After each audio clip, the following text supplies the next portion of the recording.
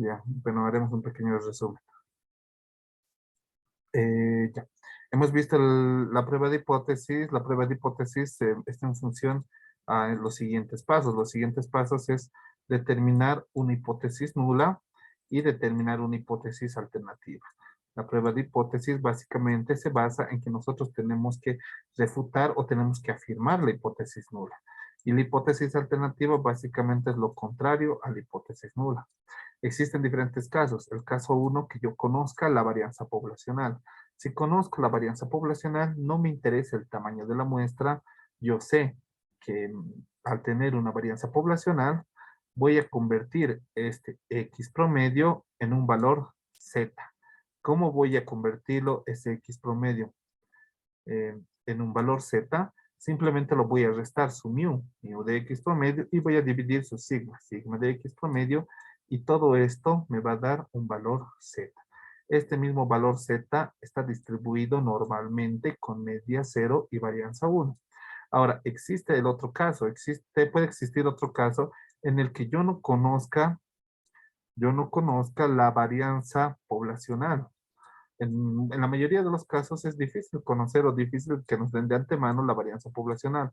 Entonces, en esos casos nosotros tenemos que preguntarnos lo siguiente. Tenemos que preguntarnos si el tamaño de la muestra es mayor que 30 o es menor que 30. Entonces, pueden existir de este caso dos alternativas. En el caso de que n sea mayor que 30. En el caso de que n sea mayor que 30, lo llamaremos este caso 2A. En el caso de que el tamaño de la muestra sea mayor que 30, mediante el teorema central del límite, al restarle a X promedio, que es una variable aleatoria, al restarle su media poblacional y dividirle, en este caso yo ya no tengo desviación o ya no tengo varianza poblacional, es lo que nos dice el caso 2. Entonces, en vez de utilizar la varianza poblacional, utilizo un estimador. El estimador para esos casos es la varianza muestral, cuando el tamaño de la muestra es mayor que 30. Entonces, al restarle su media poblacional y dividirle una desviación estimada, en este caso la desviación estimada va a ser, o la varianza, sí, la desviación estimada va a ser igual mm, a la desviación muestral dividido entre raíz de n, el tamaño de la muestra. Esto se va a asemejar a una variable z, la cual, como hemos dicho, es una distribución normal con media 0 y varianza 1. Se va a asemejar. Este es el concepto, esta es la clave. Se va a asemejar, no es igual, pero se va a acercar, va a intentar acercarse. Ahora podemos ver otro caso. El otro caso sería de la siguiente manera. En este caso, el caso 2B, nosotros tendríamos, en este caso nosotros tenemos un tamaño de muestra que es menor, caso 2B, que es menor a 30. Es decir, la varianza poblacional no es conocida y el tamaño de muestra es menor que 30. Para ese caso, yo utilizo este valor T. Y este valor T no es nada más,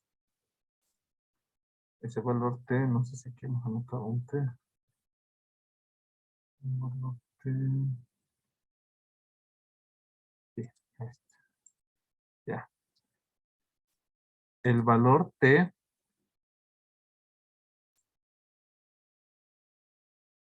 no, este lo este supongo.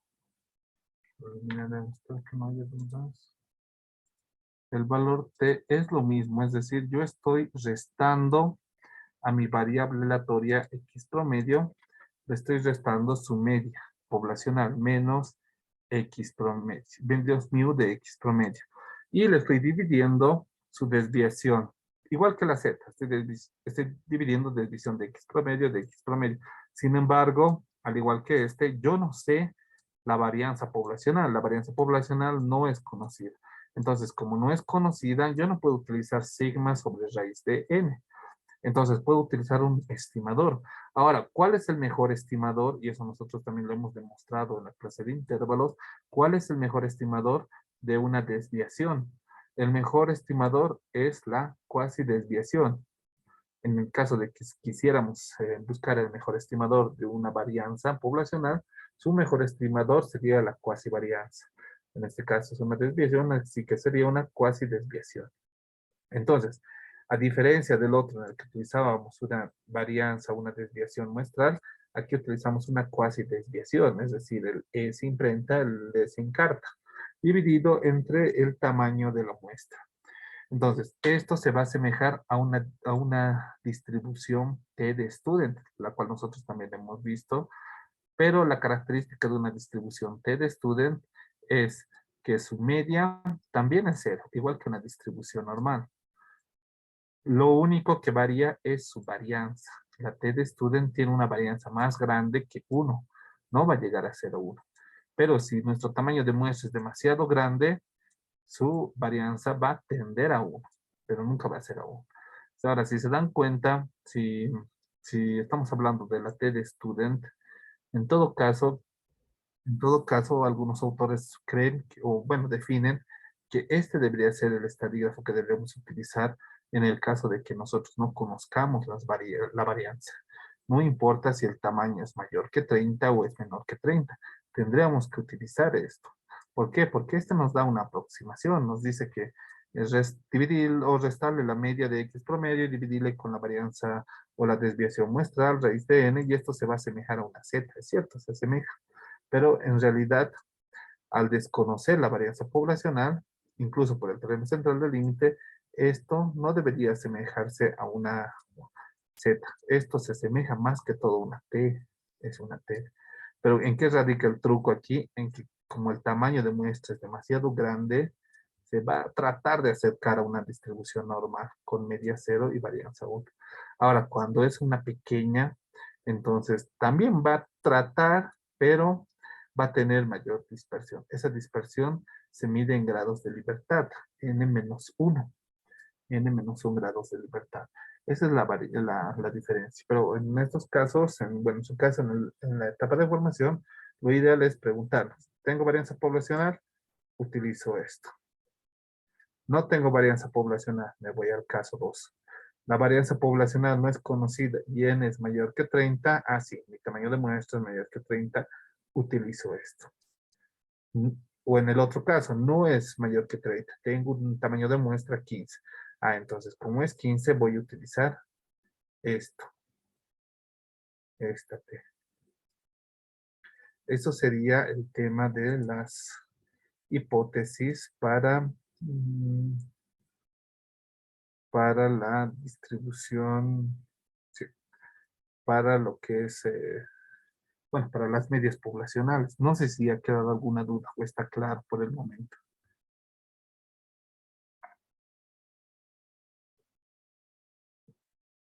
¿Está claro? ¿O tienen dudas, muchachos? Creo que está claro, ¿no? Solamente es preguntarnos, ¿tengo mi varianza poblacional? Sí.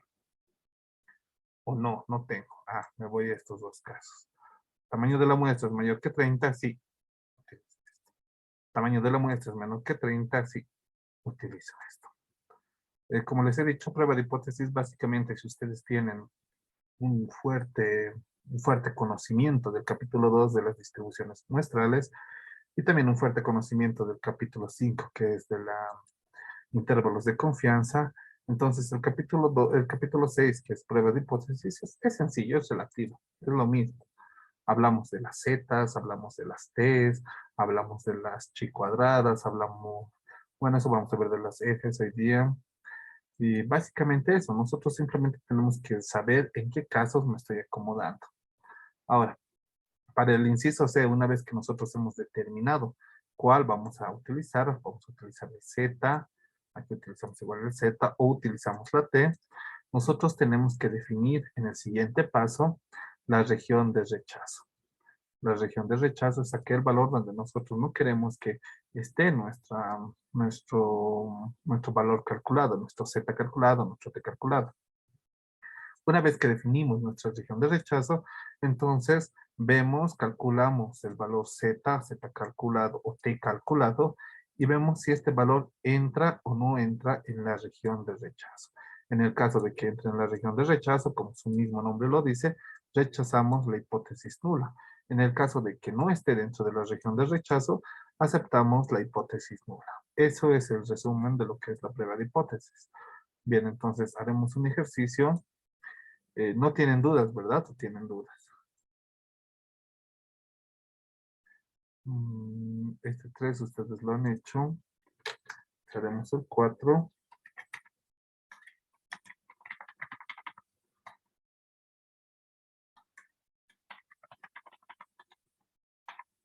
Bien. Aquí. Muestra 25, perfecto.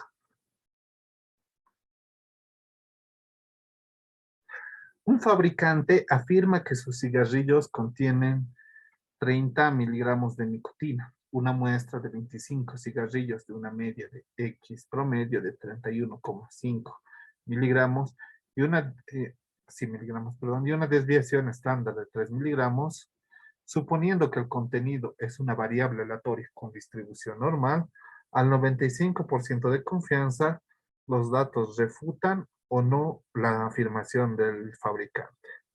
Como hemos visto, la primera o lo primero que tenemos que hacer para resolver cualquier tipo de ejercicio en el ámbito o en la parte de estadística es determinar los valores con los que nosotros contamos, ¿no? Entonces, tenemos que un fabricante dice que sus cigarrillos contienen 30 miligramos de nicotina, una muestra de 25. Uno de los datos que nosotros tenemos es el tamaño de la muestra. En este caso, nosotros estamos viendo que se están seleccionando una muestra de 25 cigarrillos. Entonces, n igual a 25. Da una media de X promedio de 31,5. Entonces, el mismo enunciado nos da su media muestral. De esos 25 cigarrillos que yo he seleccionado, esos 25 tienen un promedio de 31,5 miligramos. Y una desviación estándar de 3 miligramos. Y una desviación estándar de 3 miligramos. Entonces, cuando nos dice desviación estándar, ¿qué valor podemos tomar?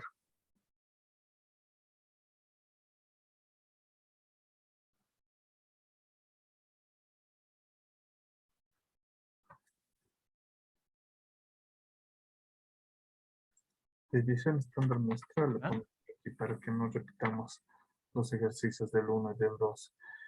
Ya, esto lo estoy cambiando de desviación estándar muestral, porque si hago desviación estándar, sería como repetir el ejercicio 1, repetir el 2, repetir el 3. Eso ya lo hemos visto ayer. Ahora modificaremos esto. Entonces, una desviación estándar muestral, aquí nos dice muestral, de 13 miligramos. Entonces, aquí la desviación va a ser una cuasi desviación o desviación muestral. ¿Cuál es se voy a utilizar? Cuasi desviación. Desviación. Cuasi desviación. Ya, allí está la cuestión, ¿no? ¿Cuándo sabemos que es una cuasi desviación o cuasi varianza? Y cuándo sabemos que es una varianza muestral o una, bueno, una cuasi varianza, ¿no? Cuando nosotros tenemos los datos, la definición de la varianza es que todos esos datos, la diferencia entre un dato menos el promedio elevado al cuadrado, siempre tiene que estar dividido entre la cantidad de datos, siempre entre n. Entonces, cuando tenemos estos valores o cuando nos indica una desviación de nuestra media, generalmente nosotros estamos hablando de una desviación muestral, es decir, x sub 1 menos x promedio elevado al cuadrado más x sub 2 menos x promedio, todo elevado al cuadrado, todo tiene que estar dividido entre la cantidad de elementos que nosotros hemos tomado. Siempre se toma la desviación muestral, a menos que el enunciado te diga lo contrario, a menos que el enunciado te diga cuasi desviación. ¿Por qué? Porque cuando nosotros seleccionamos datos o queremos mostrar información de los datos que hemos seleccionado, siempre vamos a dividir entre n. Nunca lo vamos a dividir entre n-1. Entonces, ¿cuándo se utiliza el n-1? Cuando nosotros queremos estimar un dato, cuando queremos estimar. ¿Ya? Bien, entonces aquí tengo una desviación estándar de 3. Aquí los datos me han presentado una desviación estándar de 3. Suponiendo que el contenido es una variable aleatoria con distribución normal, al 95% de confianza, los datos refutan o no la afirmación del cliente. Entonces, al 95% de confianza, eso me indica que 1 menos alfa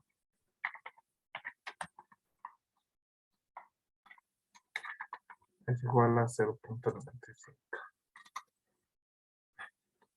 Bien, entonces estos datos. ¿Qué otro dato más me da el enunciado?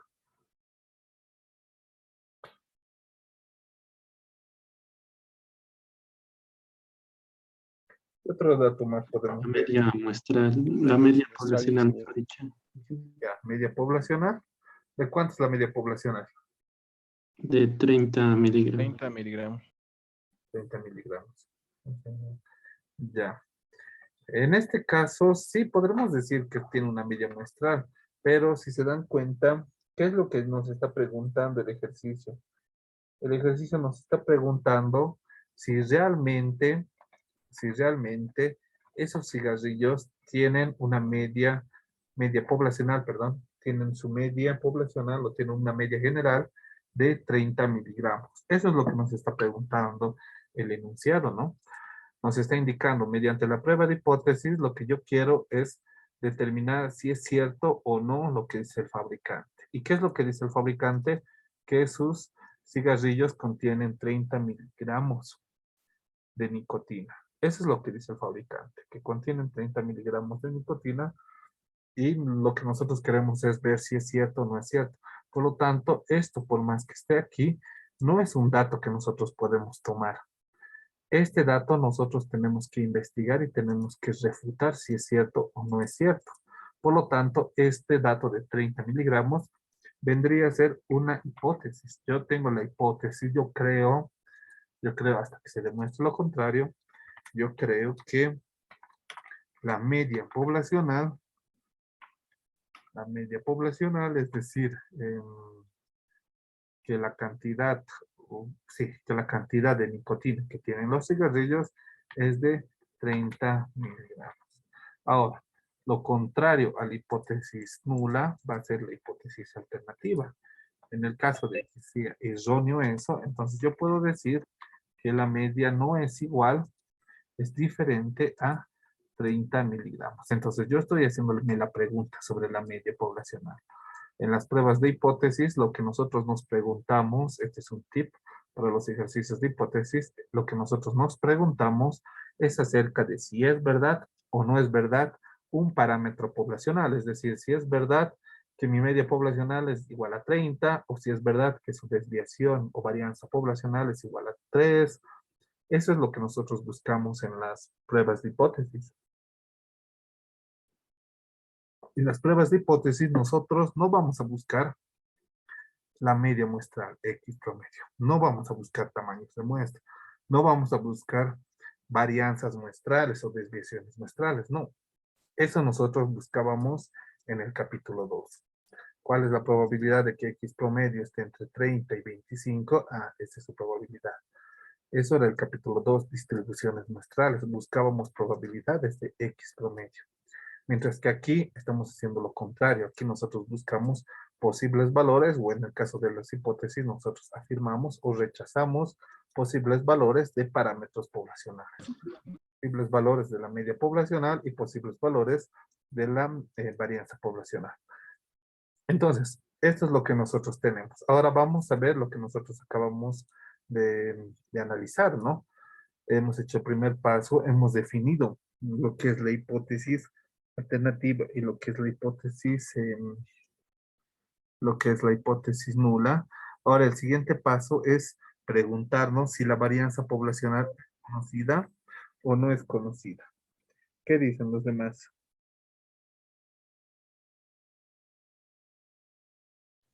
No, no es conocido. No es conocido que varía esa población. No es conocida, ¿verdad?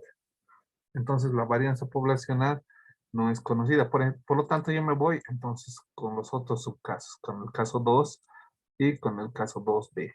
En el caso 2A me dice que la varianza poblacional no es conocida y el tamaño de la muestra es mayor que 30. ¿Eso se cumple o no se cumple? Tenemos un tamaño, No, porque es 25.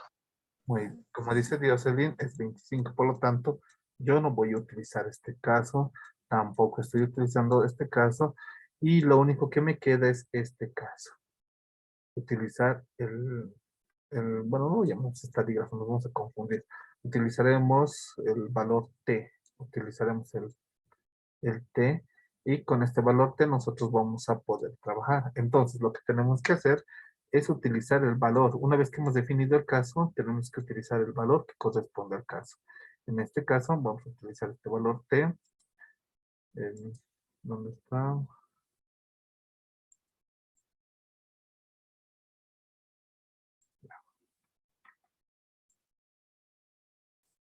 Para ganar tiempo lo copiaremos. Y tenemos que definir qué valor o qué variable vamos a utilizar en estos casos. Bien. Entonces yo he dicho que voy a utilizar este valor T. Este valor T se va a distribuir, bueno, va a tener una distribución T de student con n-1 grados de libertad.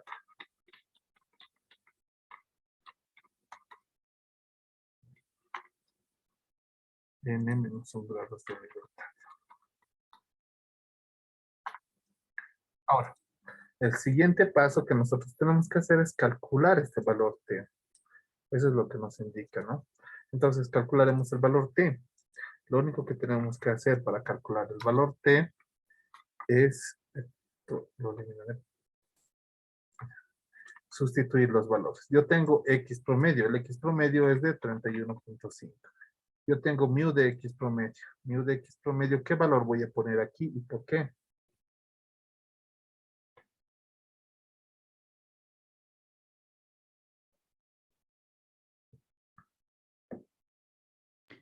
¿30 ingeniero? ¿Sería la X muestral? ¿El valor promedio muestral? No. Perdón, Peoni. Ya. 30. ¿Quién ha dicho 30? ¿Cuál de los compañeros era? Claro, Rosamel. Ya. ¿Por qué voy a utilizar 30, Rosanel? Ya que queremos contrastar en la hipótesis si la media va a ser de 30. ¿Va a ser igual a 30 o va a ser diferente de 30?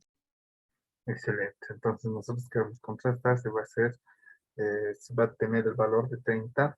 Mientras nos demuestre lo contrario, nosotros vamos a utilizar ese valor de 30. Ves que nosotros saquemos una prueba de hipótesis, vamos a determinar si era cierto o no era cierto. Si se aproxima o no se aproxima. Ya, entonces aquí me da la cuasivarianza. ¿Qué le voy a poner aquí? ¿O qué debería utilizar? ¿Qué fórmula? ¿O qué valor es?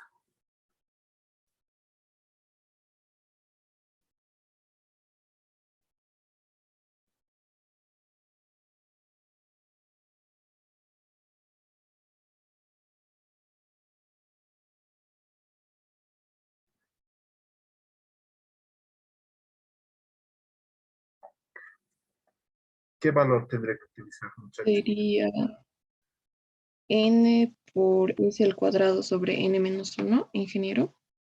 Ya, muy bien. Briana. Sí, ingeniero. Ya.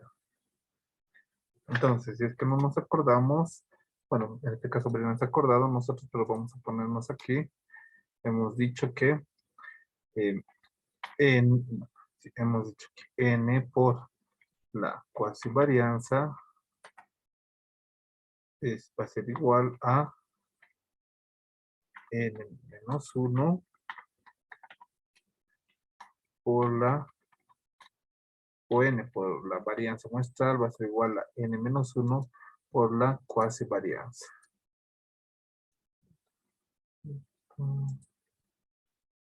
Por la cuasivarianza. En este caso, nuestro ejercicio nos da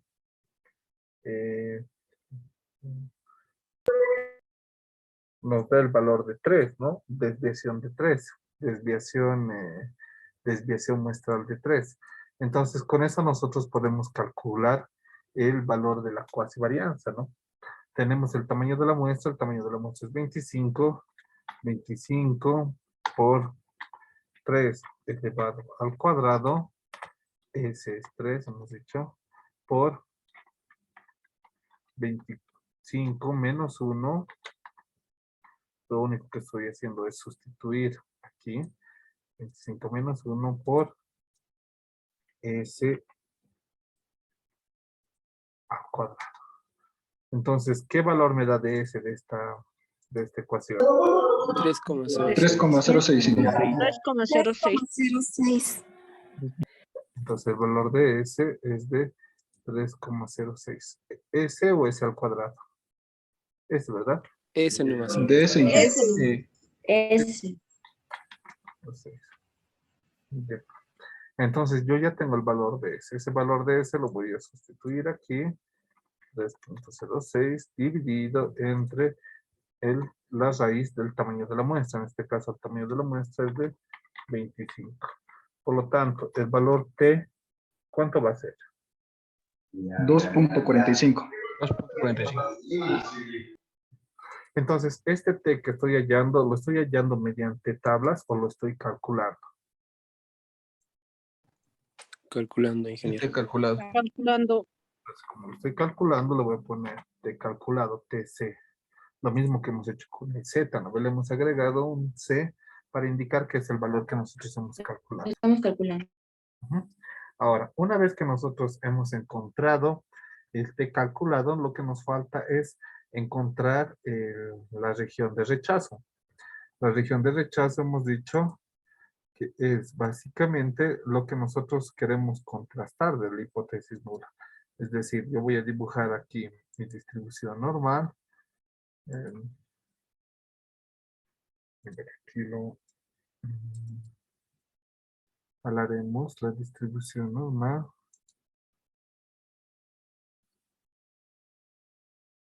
Un segundito.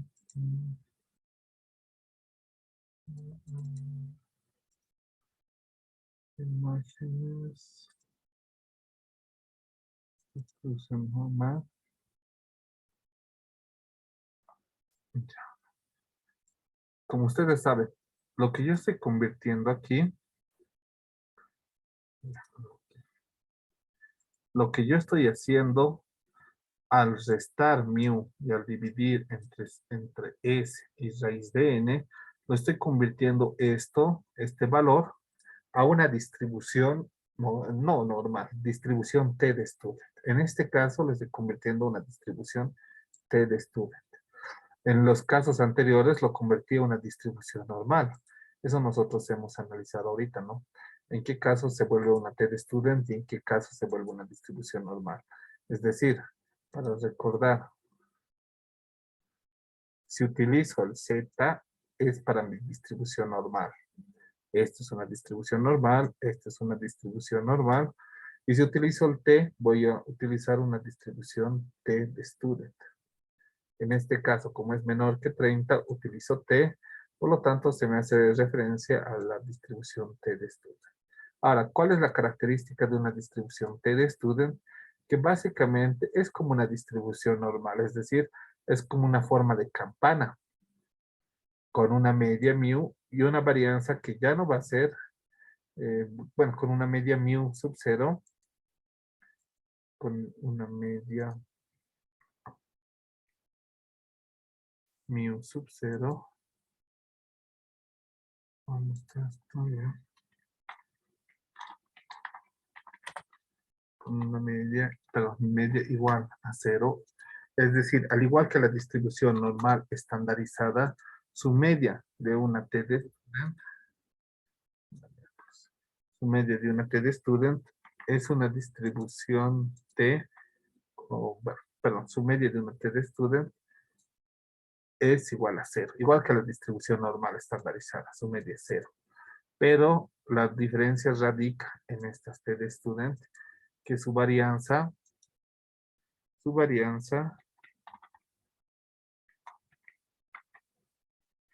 A diferencia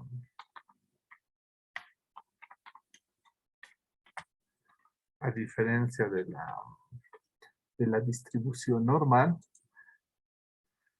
su varianza de esta campana va a ser igual a n dividido entre n más. Bueno, esta es su varianza. Su varianza de una distribución de student, básicamente, varianza, ¿no?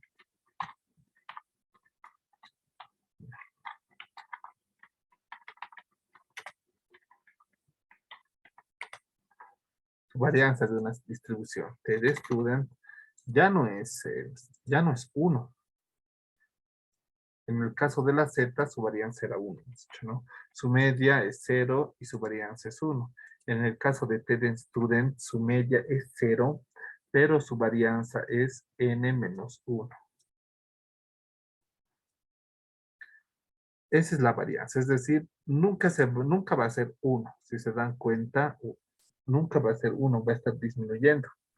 Bien, entonces es básicamente una distribución, casi una distribución normal la T-Student. Entonces la vamos a tratar como tal, como si fuera una distribución normal o como si se asemejara al gráfico, solamente el gráfico, a una distribución normal. Ahora la pregunta es hallar lo que son las zonas de rechazo y la región de rechazo. Ahora, ¿cómo vamos a hallar la región de rechazo? La región de rechazo, como nosotros hemos visto, es definir los límites. Como hemos visto con el tema de las zetas, nosotros tenemos que definir los límites tanto superiores como inferiores, donde se va a aceptar o donde se va a rechazar las hipótesis. Es decir, lo que yo tengo que encontrar es estas partes, estas flechas, y a qué valor corresponden estas flechas. Puedo encontrar aquí y también puedo encontrar aquí. Puede encontrar aquí o puede encontrar aquí. Pero para eso yo quisiera que leamos el enunciado de nuevo. El enunciado nos dice que una fabricante afirma que sus cigarrillos contienen 30 miligramos de nicotina. Una muestra de 25 da una media de 31,5 y una desviación de 3. Suponiendo que el contenido de la nicotina en los cigarrillos es una variable aleatoria con distribución normal, al 90% de confianza los datos refutan o no la afirmación del fabricante. En este caso, en el caso de los cigarrillos, ¿qué es lo que nos interesa como consumidores en el tema de los cigarrillos? ¿Que tengan más nicotina o que tengan menos nicotina? ¿Qué es lo que nos interesa? ¿Quién ha hablado? Alguien ha dicho, creo. Flores Gladys. Ya. ¿Qué has dicho, Flores? Gladys. ¿Qué nos... Nos conviene que tenga menos nicotina.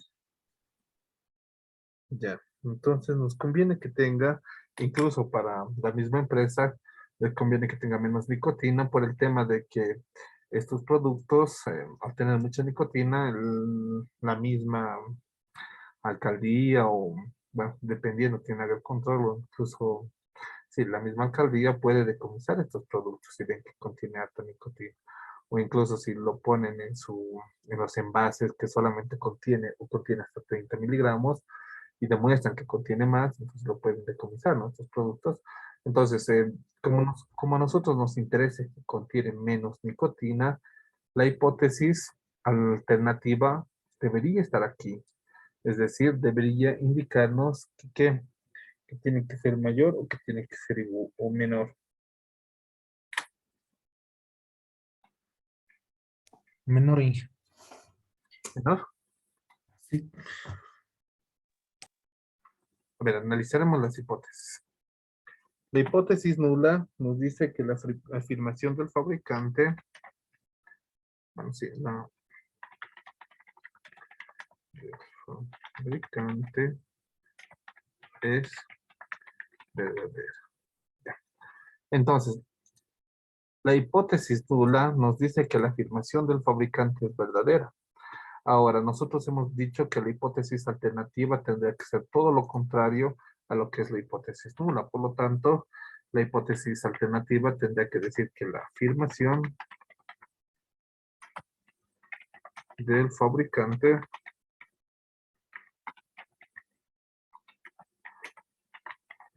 es falsa. Ahora, como ha dicho Gladys,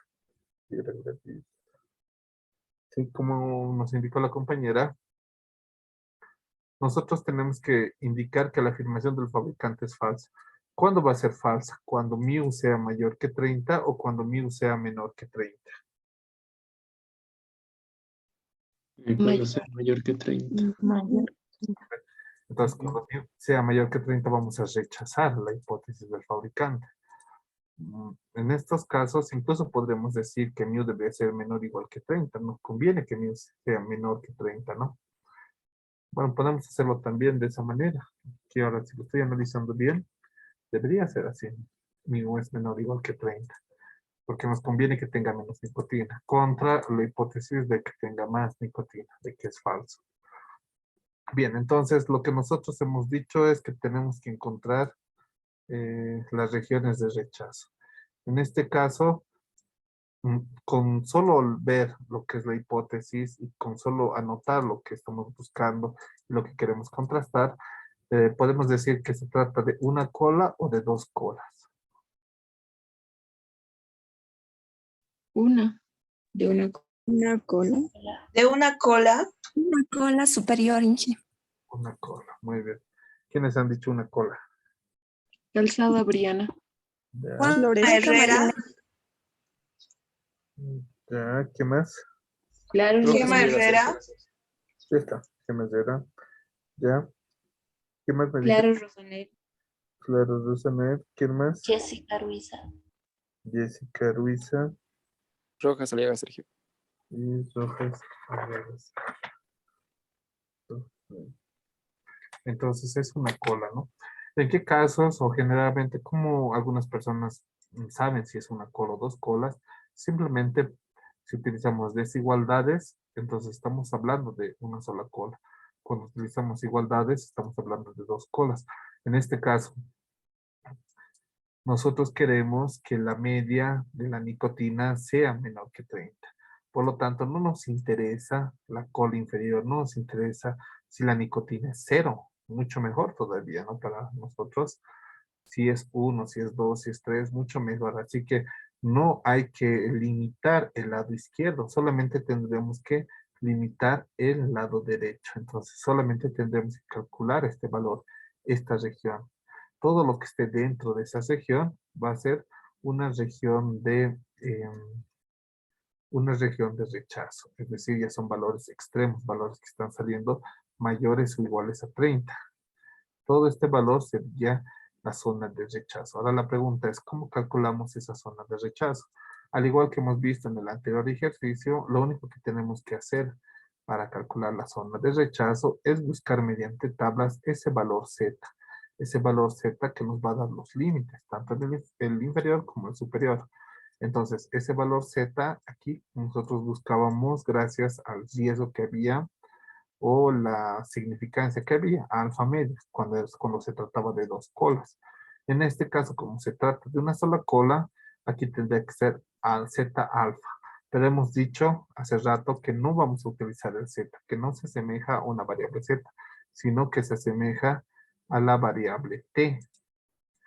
Entonces, como se está asemejando a la variable T, lo que nosotros tenemos que hacer es buscar ¿dónde está mi variable T? Es buscar el valor T de los grados de libertad, T menos 1, y del nivel de riesgo. ¿Dónde está?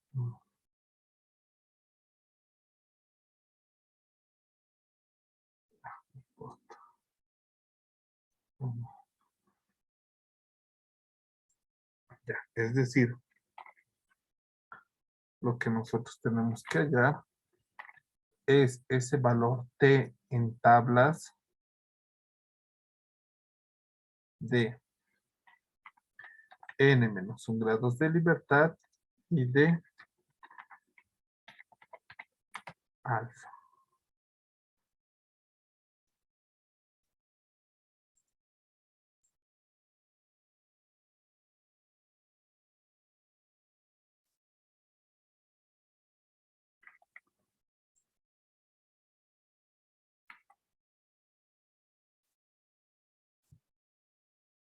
Entonces, en vez de hallar Z alfa medios, como hemos visto, no vamos a utilizar el Z, vamos a utilizar T.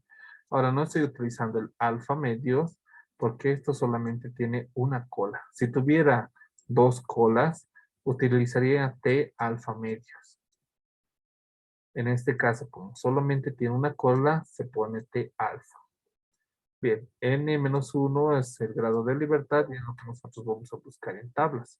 Entonces, vamos a irnos a la tabla de la distribución T de student.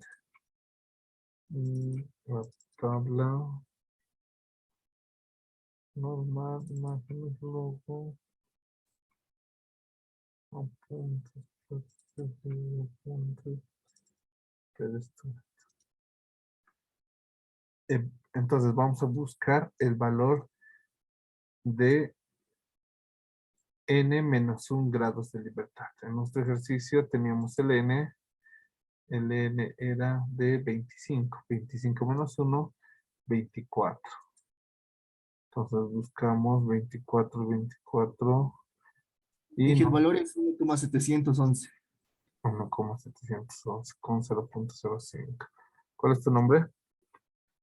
Y Chamaca Poma Daniel. Ya. Gracias, Daniel. Gracias, Daniel. Entonces, como dijo Daniel, simplemente hemos buscado n-1, en este caso 24 grados de libertad, que corresponde a este renglón, y lo hemos interseccionado con lo que es la probabilidad, en este caso de 0.05. 0.05, y eso es el valor que nos ha entregado Daniel. 1.711, la intersección en ambos, ¿no? Entonces, ese es el valor que nosotros tenemos que o tendremos que poner de T alfa de n-1 grados de libertad.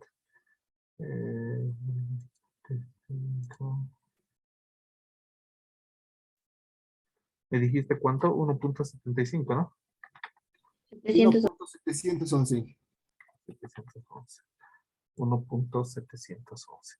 Entonces, la región de rechazo es si el T calculado es mayor a 1.711. ¿Por qué mayor? Porque estamos definiendo la cola superior, es lo que nosotros decimos.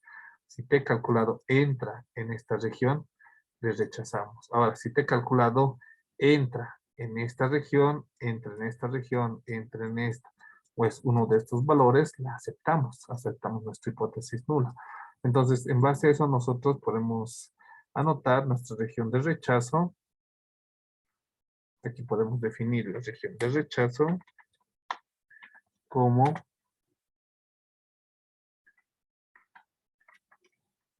el T calculado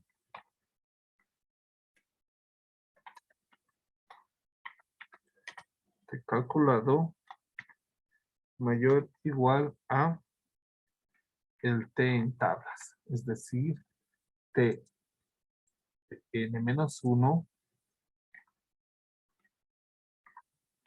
de alfa.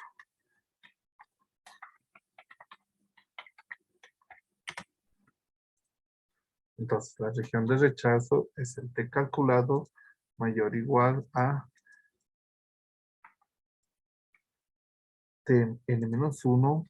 Hemos dicho que es 25, el tamaño de la muestra, 25 menos 1, 24. El alfa hemos dicho que es de 0.05. Y la región de rechazo vendría a ser la siguiente. Si el T calculado es mayor que 1.711. Bien, ahora queremos ver si el valor de T calculado cumple esto. Si cumple esto, significa que se encuentra en la región de rechazo. Si no cumple esto, significa que no se encuentra en la región de rechazo. El T calculado es de 2.45. Entonces, Vamos a ver si se cumple o no se cumple. 2.45 mayor o igual a 1.711. ¿Esto se cumple o no se cumple? Se cumple, ¿no? Cumple.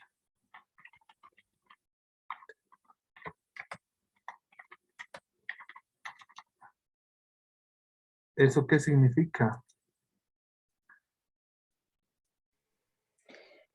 Se rechaza la hipótesis nula, Inge. Excelente. Se rechaza la hipótesis. Lo copiaré. Ya. Significa que mi T calculado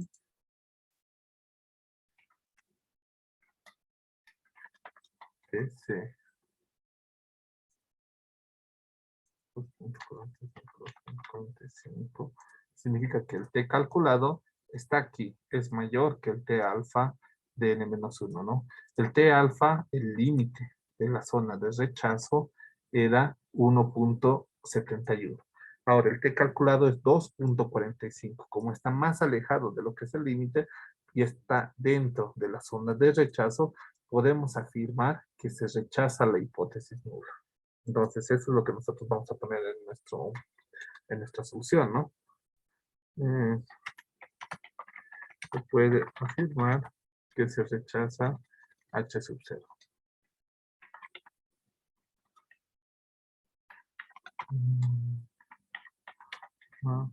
Okay.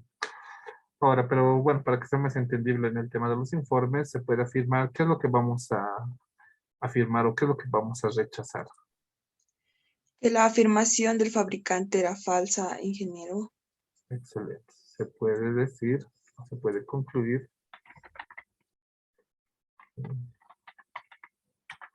que la afirmación fabricante era falsa. Entonces, ese sería el resultado o eso sería lo que nosotros podemos inferir, ¿no? Que en este caso lo que nos ha dicho el fabricante era falso. Como les he dicho, algunas personas simplemente ven esto, la media, y dicen, ya, a ver, ¿cuánto te ha salido tu media muestral? O he tomado una muestra ya, has tomado una muestra de 25 elementos, ¿cuánto te ha salido tu media? 31,5. Ah, pero el fabricante dice que tiene 30. Ah, me está mintiendo. Y puede ser en cierta manera correcto, ¿no? Pero estadísticamente no se hace así. Esto es lo que, bueno, los que se van a dedicar al tema de producción van a ver esto continuamente. Y van a creer que este es un límite que no tiene que sobrepasar. Pero no se dan cuenta que esto, el valor nicotina, el peso de los productos, es una variable. Como es una variable, va a cambiar de valor en valor por cada muestra que nosotros tengamos. En este caso tiene su muestra de 31,5 y va a tener una dispersión de 3. Entonces, por más que sea 30.01, podemos decir que los cigarrillos contienen 30 miligramos de nicotina. Es decir, mi punto es que no tienen que hacer este análisis que he visto en algunos casos que dicen, hemos sacado una muestra y hemos visto que la muestra 31.5, por lo tanto, entonces rechazamos la afirmación. No es ese el análisis correspondiente. El análisis correspondiente es todo esto. Desde las hipótesis, buscar el estadígrafo o buscar la variable adecuada que nosotros vamos a utilizar, hallar la región crítica o la región de rechazo, y en base a buscar la región de rechazo, toma la decisión si aceptar o no aceptar la hipótesis, ¿no? Bien, entonces nos daremos un break, pero resolveremos cuál. Déjeme ver un gerente de laboratorio. 5 empresas. Es el diferencia de medios. El 5 haremos, ¿ya? Hasta las 8 de la noche, media horita tienen. Hagan el 5 y voy a habilitar yo la plataforma para que puedan subir su tarea. Una captura. Un gerente de laboratorio de una empresa farmacéutica quiere determinar si un cierto somnífero aumenta las horas de sueño en las personas. Para este fin, selecciona una muestra de 10 pacientes y registra el número de sueño ganadas o el número de horas de sueño ganadas al aplicar el somnífero. Los resultados fueron los siguientes. He aplicado el somnífero en la primera persona. Esta persona ha aumentado 1,2 horas. Le he aplicado el somnífero a la segunda persona. Esta persona, en vez de ganar las horas, ha perdido menos 1,3. Es decir, si esta persona dormía 8 horas, ahora está durmiendo 6,7 horas. Esta persona ha aumentado 1,7, la cuarta persona 0,4, la séptima persona, en vez de aumentar, ha reducido el número de horas, la novena ha aumentado 2 horas, la décima 2,1. Suponiendo que las horas ganadas son una variable aleatoria con distribución normal, aquí el supuesto 0, existe prueba de que el somnífero aumente las horas de sueño, asuma un riesgo del 5%. Es decir, el nivel de significancia, ¿no? Del 5%. Ya, entonces eso, muchachos, saquen una fotito, envíenmelo a la plataforma y una vez que regresemos a las 8 vamos a resolver este ejercicio ya de una manera un poquito más rápida porque ya hemos visto a detalle cada uno de los pasos y ya nos vamos a ir con las diferencias de medias. Diferencias de medias y las hipótesis de las varianzas y las hipótesis de diferencias de varianzas, ¿ya? En eso quedamos entonces, muchachos.